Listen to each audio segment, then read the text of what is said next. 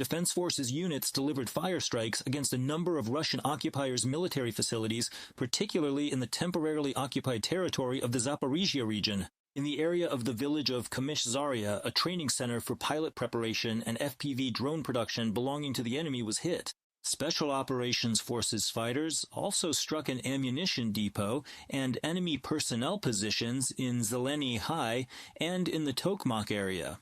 SOF soldiers hit a drone maintenance point and a Russian electronic warfare station. In one of the northern directions, Ukrainian drone operators struck enemy manpower. The Russian occupiers tried to hide among the ruins, digging a shelter under the trees. However, aerial reconnaissance from the 91st Separate Battalion detected their movement in time, and the pilots delivered a precise strike with an FPV drone, eliminating the Russian army soldiers. At the same time, in the Kupiansk direction, Russian invaders tried to advance toward Pavlivka and Nova Pavlivka. On the Slavyansk section of the front, defense forces repelled Russian attacks near Pokrovsk and in the area of Dronovka. And in the most intense Pokrovsk direction, the invaders tried to push Ukrainian defenders from their positions near the settlements of Kotlina, Molodetske, Ivanivka, and Rodinske.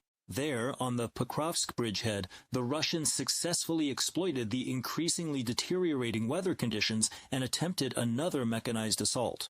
At the same time, they used an armored personnel carrier and an infantry fighting vehicle, as well as small infantry groups. Thanks to the thick fog, the invaders were able to cross the line of contact almost unnoticed and managed to enter the village. Nevertheless, Ukrainian defenders managed to stop the advance, destroy the vehicles, and eliminate 5 occupiers. Russian troops also tried to gain a foothold on the eastern outskirts of the village of Hryshin in the Donetsk region, intending to later use the buildings to outflank Ukrainian units. The Russians were detected in time thanks to the cooperation between the 155th Separate Mechanized Brigade and other adjacent units in the area of responsibility of the 7th Air Assault Corps. The enemy assault group was defeated using, among other things, tanks. The Russians made another attempt at an assault in the area of Nova Pavlivka. They brought in tanks and vehicles carrying about 15 troops. As a result of the coordinated work of various units of the 42nd Separate Mechanized Brigade, the attack was repelled and the Russians suffered significant losses and retreated. If we begin the process of integrating certain technological processes and implement a much more extensive utilization of drone systems, the enemy's losses could significantly rise even further. And if we add to this the appropriate strategic measures for equipping engineering and technical structures, as well as fortifications on the battlefield that will seriously slow down the enemy's advance, then that very 50,000 figure for enemy losses in a month could literally become an absolute reality in the near future. I think it's no coincidence at all that the Russians are clearly nervous about this. The total losses of the Russian army since the start of the full-scale war against Ukraine have already exceeded 1,242,000 people. Just in the past day, the defense forces have eliminated another 760 Russian occupiers. In addition, 6 tanks, 4 armored vehicles, 53 artillery systems, air defense assets, as well as 150 enemy vehicles and special equipment have been destroyed. Every voice matters. Join our community, support independent journalism, and help us bring you the truth from Ukraine. Become a member of Ukraine Today. Join us now. Mykola Malamush, General of the Ukrainian Army and head of the Foreign Intelligence Service of Ukraine from 2005 to 2010, is joining us for the program now. Hello and welcome. Well, good morning. Greetings. Glory to Ukraine. Glory to the heroes. I'd like to start with this, Mykola Hrihorovic. Considering that the Pokrovsk direction remains the hottest spot, how do you assess what forces the enemy is currently concentrating there? And is infiltration their only priority, so to speak, or are they also using heavy equipment? Today, we need to highlight 2 strategic directions. These are indeed the Pokrovsk and Volodar directions. That's exactly where the enemy is focusing its main efforts. Putin has repeatedly set the task of capturing both Pokrovsk and Myrnograd. We even counted on our broadcast. There were about 18 specific deadlines set. 170,000 enemy troops have been deployed, along with thousands of pieces of equipment, weapons, and unmanned systems. But we are holding on. We control the northern part of Pokrovsk and most of Myrnograd. In other words, we are creating conditions to destroy the enemy. We are holding the defense forces. Here, the enemy is now trying to push us back in both Pokrovsk and Myrnograd from all sides. On one hand, these are frontal attacks, infiltrations through various systems in the city, house to house, basement to basement, with one, two, or three people at a time. So it's like they're creating a kind of chaotic model of advancement. Cover, right now there's snow, they're trying to use camouflage systems, white coats, anything to hide their movements both during the day and especially at night and in the fog. That's why, in these natural conditions, they're trying to set up new firing positions, advance, and then bring in fresh troops. Of course, they'll also bring in, accordingly, firepower to strike directly at the city itself. And on the other hand, of course, there are attacks from the flanks, an attempt to focus their efforts from different directions specifically on the northern part of Pokrovsk. And here we're seeing not only more active group attacks, but from time to time, even larger groups. There were even up to about 120 people where we destroyed 3 platoons 3 days ago. This was essentially a massive attack, even under pressure from the leadership of the Russian armed forces. Well, of course, on Putin's orders. A clear command was given here to attack on all fronts. I remember there were more than 300 attacks, and Pokrovsk was one of the key directions. So there were frontal assaults, movement of equipment, and of course, group attacks already, influenced by various means. Our reconnaissance recorded that the motivation was not only coercion of the Russians to attack, but also stimulation through even psychotropic systems. That's the kind of situation we're dealing with. Right now, we see that the enemy doesn't really have any real successes, so they're trying to combine attacks, trying to flank us and get into our rear.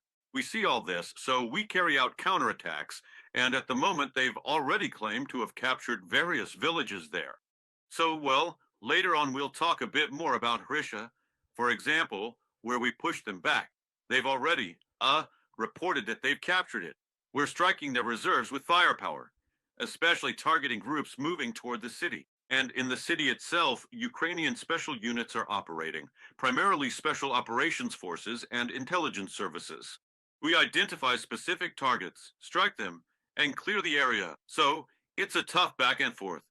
They're trying to break through, and we're carrying out sweeps. And accordingly, we're also striking broader logistical routes and reserves. This is one of the ongoing systemic tasks, and we've repeatedly emphasized its importance.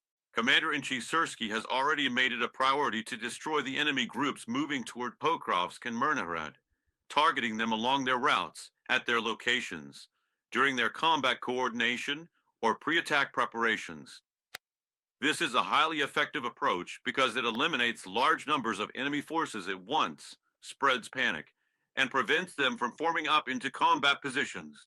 Basically, there is tough work underway, but even now the enemy has clear orders to keep advancing by any means, no matter the cost. For example, they lose about 100, 120, sometimes up to 200 people a day. That's a large portion of the total losses across the entire front.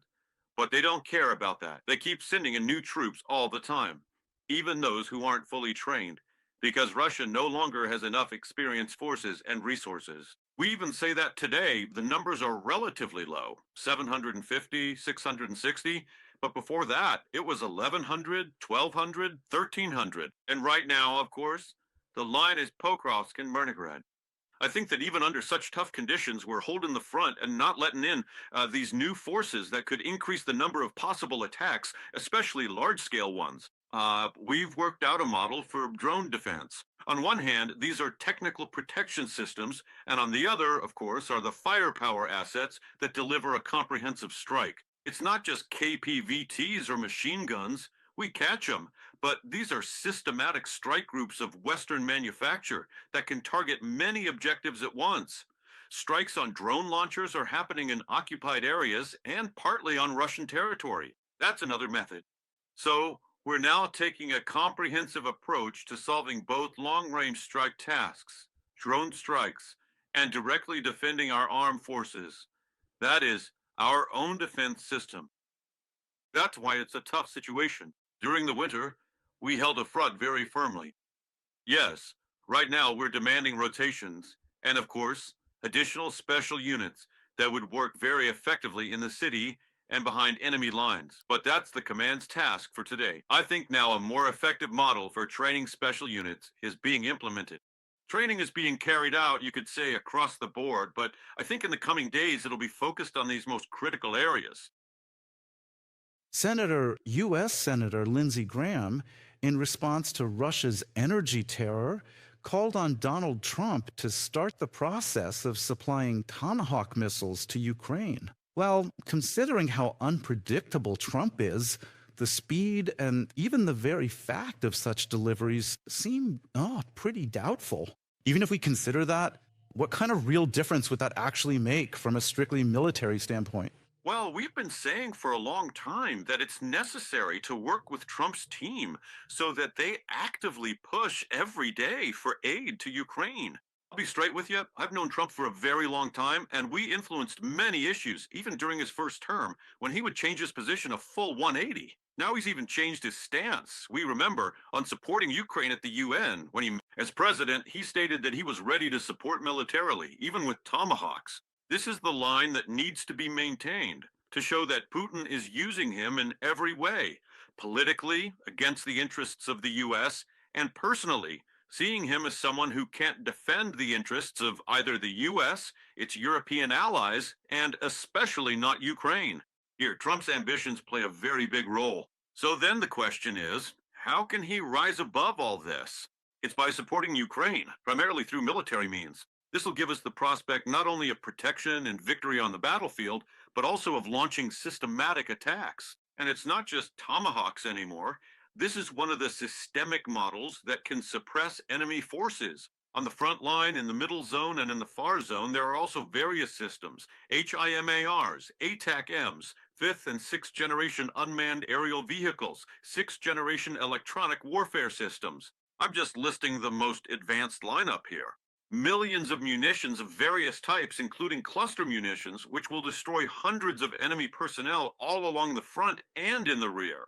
This is what will render any attacks worthless and give us the opportunity to advance. This could actually be Trump's big triumph, because it would show that he's pursuing a global policy, that he's pushing back against the enemy together with Ukraine, and then he's the one setting the terms for peace. So I think the position needs to be changed by working directly with Trump himself and with his team. Both Lee Strang and the head of the Defense Committee clearly point this out. There's also Sam Coplinson, a Republican and head of the Association of Generals. This includes the entire general staff of all the Pentagon's armed forces who shape the U.S. defense strategy, and our friend. He's been to Ukraine and supports Ukraine. Large groups from the military-industrial complex like Lockheed and others as well. 52 major companies that fund the Republicans and systematically influence them. It's also clear that the Federal Reserve is a dollar-based model that can have its say as well. Jerome Powell is our ally. The same goes for the Bush and Baker families. These are the founding fathers of the Republican Party. I'm just naming a few segments that we need to work with every day. Instead of putting pressure on Trump or leaning toward Russia and saying Putin kept his promise there. He didn't keep any promises. He broke them all. What's more, he continues terrorist attacks, and he needs his advisors, Rubio and all the others I mentioned, to spell it out for him every day, every second. Where are you headed? Look at what's going on. You're undermining yourself and undermining America. Let's act the way we're telling you to. And if military aid is allocated properly, then of course you can apply pressure very effectively, because we're talking about Epstein tapes on Putin and his circle all over the world. There are massive resources, financial and otherwise, that can be seized, and a ton of compromising material that can be made public, and then they'll all be squealing together over there in Russia. The same goes for sanctions, not just sectoral ones, but systemic ones. And regarding the shadow fleet, oil, gas, and the systems supplied from the U.S. and Europe, all the way to missiles, Shaheds, and other systems that reach Russia through smuggling channels. Is it impossible to shut this down? I'll be blunt, it's possible. And national security and the CIA monitor all resources, any company that even dares to sell anything to anyone that could be dual use. So there's a wide range of work to be done, but it's not just about blaming the US or Europe. We need to do our part. This is our area of responsibility, and we need to ask ourselves, are we working effectively with them, both in terms of our interests and theirs? And this needs to be coordinated very precisely. Then we'll see a very high-level effect, one that benefits us in terms of defense and global security, as well as Europe and the US. On the night of February 2nd, Ukrainian defenders struck Russian army command post and an ammunition depot in the temporarily occupied territories of Ukraine. According to the General Staff, in the area of Kurakhove and the Donetsk region, 2 command posts of the Russian occupiers at the regimental and divisional levels were hit. In the same area, a strike was carried out on an ammunition depot that was supplying Russian units. Defense forces are also striking UAV control points, and hits on such targets have been recorded in the areas of Uspenivka and Hulayipol in the Zaporizhzhia region.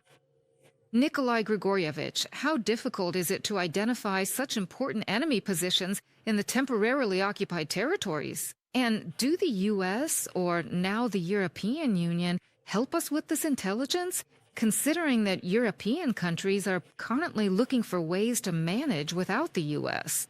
Well, this strategy and tactic of striking targets in the occupied territories is about the command system of battalions, brigades, divisions, armies, and, so to speak, entire blocks.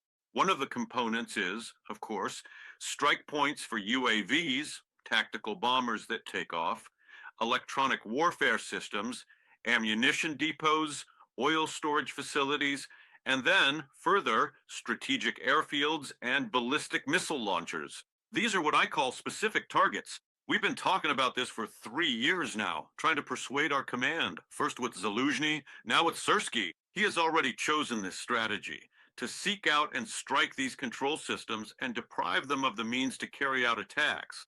That means both ammunition and gasoline, kerosene, oil. Without these, nothing shoots, flies, or floats. That's why the right approach now is to establish systematic intelligence work first and foremost, target designation specifically with its help, and then, in parallel, to be ready within seconds so they don't have time to move anything, to have missiles, drones, and aircraft ready to strike these systems. But this needs to be done on a massive scale. If we're talking about 2 million drones, then thousands of them should be flying to specific points where particular targets are located. No air defense systems will work. Some will be shot down, but some will hit their targets exactly. There won't be time for anything. There will be panic and destruction.